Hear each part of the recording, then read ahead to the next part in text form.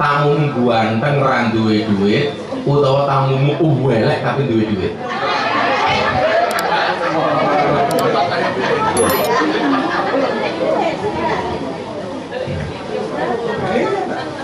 Ora urusan karo ambune abahmu, luwih nyeneng ke ambune dokumu duitmu. Ya kan? Yes, makanya biasa-biasa saja. Disikapinya juga biasa-biasa saja. Nah, saya selalu menyampaikan begini. Manusia itu terlahir bukan kok putih tanpa celah.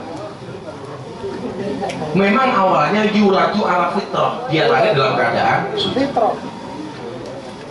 Karena dia suci, maka berpotensi kotor. Contoh, kira-kira baju hitam sama baju putih itu kalau potensi kotor lebih cepat putih apa hitam? Putih. Baju putih begitu kena noda satu langsung kelihatan. Baju hitam nggak akan kelihatan. Makanya kenapa ini banyak yang seneng pakai dress code hitam, karena bisa jadi seminggu nggak dicuci. Tadi malam dipakai, sekarang dipakai lagi. Kurang dikumbah blas. Sisi yang membedakan dari setiap kesalahan yang manusia perbuat adalah tanggung jawab. Dan saya bertanggung jawab dengan kalau toh itu dianggap sebagai sebuah kesalahan, saya tanggung jawab. Buktinya apa? Saya datang minta maaf. Makanya kenapa Pak Bos bikin lagu judulnya Satria. Saya minta maaf. Bahkan saya bilang di pondok, Pak Son, namamu siapa? Son Haji. Kamu tak berangkatkan umroh, pulang umroh namamu diganti siapa? Haji Son. Ya kan sebenarnya jadi Haji Son. Kamu kemarin aku bilang begitu, rasanya gimana? Ya saya biasa-biasa aja. Sudah, anggap saja itu perbuatan dosa saya sama kamu. Saya nggak mau ini akan menjadi hisab saya besok di hari kiamat. Tolong balas kalimat yang sama ke Abah. Itu namanya kisos. Kisos itu begini. Kok aku ngeplak Pak Bas nganggo tisu, Pak Bas boleh ngeplak saya juga pakai tisu. Asalkan keplakannya sama, tempatnya sama, tekanannya sama. Itu boleh. Plok balas plok itu. Ya nggak boleh plok balas gajul, itu nggak boleh. Kok dia ngomong kalimat yang sama itu balas boleh. Matamu, kamu juga matamu boleh. Itu namanya kisos. Saya minta Pak Son Haji membalas kalimat yang sama. Kemarin saya bilang kamu goblok, kamu sekarang balas saya goblok. Saya nggak berani Pak, kudu mau balas. Nabi itu ketika mau meninggal dia minta siapapun yang pernah disakiti oleh Nabi dibalas, dicambuk. Sampai akhirnya itu diprank Kanjeng Nabi. Kanjeng Nabi badannya dibuka, ternyata nggak dicambuk, cuma dirangkul dan dipeluk oleh yang bersangkutan. Masya Allah. Saya ngomong kamu goblok, sekarang balas apa goblok? Ya Pak, Gus minta goblok, urusan saya selesai. Impas, goblok dibalas goblok. Tapi lah bulan puasa nggak boleh. Ada orang marah-marah sama kamu, kamu cukup balas ini sohimun, sorry aku sedang berpuasa. Kok itu pelak, wah, jangan dibalas. Ini sohimun, sorry saya sedang berpuasa. Balasnya kapan? Bar maghrib.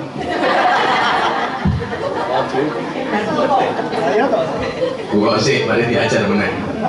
Nah, disitulah kemudian saya belajar ilmu yang namanya tawadhu. Tawadhu itu artinya apa? Rendah hati. Tawadhu idza manilta linna siratan. Tawadhu itu biasanya rendah tapi tinggi. Maka saya bilang, satu-satunya makhluk yang tidak punya ilmu tawadhu itu cuma satu. Siapa? Iblis. Iblis tidak punya ilmu tawadhu. Ingat, hampir seluruh ilmu yang ada di langit dan di bumi itu mampu dikuasai oleh iblis. Iblis itu semuanya bisa. Semuanya bisa. Apakah iblis itu beriman kepada Allah? Beriman, cuma dia tidak taat. Hampir semua ilmu yang ada di langit dan di bumi itu dikuasai oleh iblis. Tapi ada satu ilmu yang tak mampu dikuasai oleh iblis. Jangankan kok menguasai, untuk mempelajarinya pun iblis itu tidak mampu. Apa itu? Tawadhu. Apa itu tawadhu? Ilmu rendah hati. Apakah orang yang rendah hati itu derajatnya rendah? Oh tidak. Maka dulu apa pernah bilang, rendahkanlah dirimu sampai orang tidak bisa merendahkan. Itu namanya rendah hati. Maka kemudian atas peristiwa yang terjadi, saya tidak kemudian harus terpuruk, tapi mengambil pelajaran dari peristiwa itu yang terjadi. Saya di Singapura 8 hari istirahat di sana, ketemu bapak-bapak. Saya udah pakai masker, pakai topi, saya tutupi rapi. Saya nggak mau ketemu orang Indonesia. Pokoknya pikirannya itu, wah, neko-neko itu. Pokoknya saya nggak mau ketemu orang. Dipeluk dari belakang. Gus Miftah harus semangat. Kami orang-orang kecil bersama Gus Miftah, karena kami tahu ini bukan persoalan es teh, tapi ini persoalan politik. Orangnya malah ngasih es teh sama saya. Saya jawab, sorry, saya tidak minum es teh, aku trauma.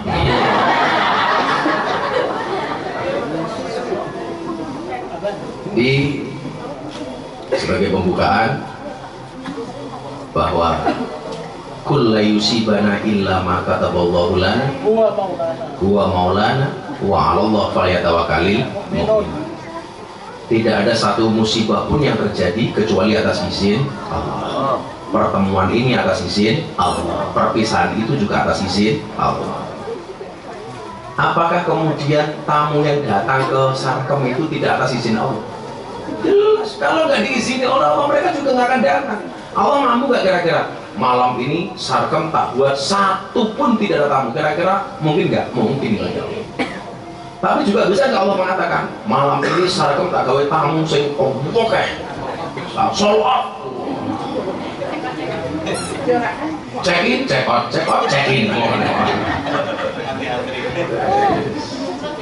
Kok seru-seru di apa ya? Astagfirullah. Kok seru-seru barang gitu. Semuanya atas izin Allah. Bahkan satu daun pun yang jatuh dari pohon itu juga atas izin Allah. Nah, bagaimana kemudian kita menyadari kesalahan itu? Ada kalimat bagus, Mbak Diani, kita ngaji. Ada kalimat makalah dari Hasan Al-Basri. Ini ulama besar. Beliau pernah ditanya oleh seseorang, orang yang berbuat dosa kemudian dia bertobat istighfar, tapi dia masih mengulangi perbuatan dosanya lagi. Jadi dosa maksiat, dosa maksiat, dosa maksiat. Dosa nih, oh bukan dosa maksiat. Maksiat tobat, maksiat tobat, maksiat tobat. Jadi maksiatnya yo terus, tapi tobatnya yo terus. Pernah nggak Anda punya perasaan, wah, tak janjinya aku izin aku. Wis maksiat kok tobat, besok maksiat meneh, besok tobat meneh. Lamun aku maksiat lah rasa tobat. Pernah nggak punya pikiran seperti itu? Rata-rata ada. Kenapa? Karena merasa malu. Justru itu adalah perbuatan yang salah. Maka kemudian dikatakan apa? Summa yastaghfiru summa ya'udu. Ada orang yang bertanya begini. Orang yang berbuat dosa, dia beristighfar, tapi kemudian dia mengulangi perbuatan dosanya itu lagi. Jadi istighfar, kemudian balik meneh, istighfar, balik meneh. Ada nggak yang seperti itu? Ada. Nggak usah nunjuk, ya semuanya. Aku juga nunjuk diri sendiri. Nah, faqala, ini menarik. Faqala, ala yastahyi ahaduna min rabbi wa yastaghfiru min dunihi summa ya'udu. Tidakkah salah seorang di antara kalian, di antara kita, malu dengan Tuhannya? Dia meminta ampun dari dosa-dosanya, kemudian dia kembali lagi melakukan dosa-dosa tersebut. Astagfirullahaladzim, besok maksiat meneh. Bengi astagfirullahaladzim. Mulai bengi kerja meneh. Mulai subuh istighfar meneh. Bengi ngerum meneh. Pokoknya sholat ngerum, sholat ngerum, sholat ngerum. Suwe-suwe sholatnya di dalam room.